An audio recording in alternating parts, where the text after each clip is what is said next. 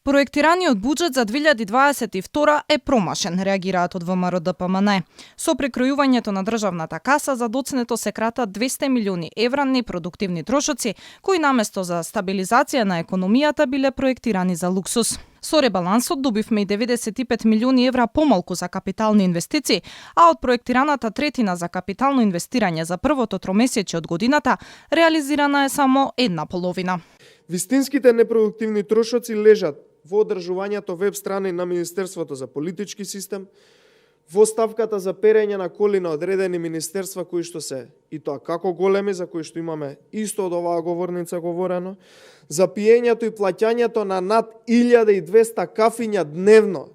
Капиталните расходи во периодот јануари-април во 2022 година се само 100 милиони евра или 16,3% или, ако гледаме од годишното проектирање, од идеалните проектирани 33% за една третина од годината. Во новото прекројување се предвидува забавен економски раст и инфлација од 7,2%. Како што вели Арсовски, инфлацијата е веќе двоцифрена, а стапката на сиромаштија кај граѓаните е над 35%, што е повеќе од една третина од граѓаните. Од СДСМ доаѓа оправдување дека ребалансот е во насока на доброто за граѓаните. За власта ова бил оправдан одговорен домакински чекор, а од македонската економија била стабилна и дури конкурентна. Со ребалансот сериозно се кратат средства за непродуктивни трошоци во висина од 200 милиони евра, пари кои ќе се пренаменат за надминување на последиците од светската економска криза.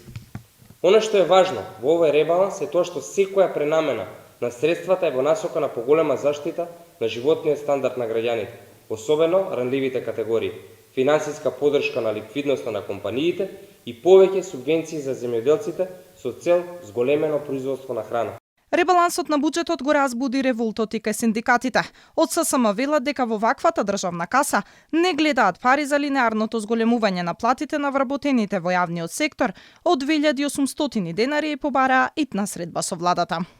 Подсетуваме дека во преговорите за нов општ колективен договор за јавниот сектор беше прифатено дека линеарното зголемување на платите за најмалку 2806 денари ќе се случи со ребалансот на буџетот, како што бевме убедувани од владата, но за жал се покажа дека тоа било само купување на време и играње со судбината на 130.000 работници во државата.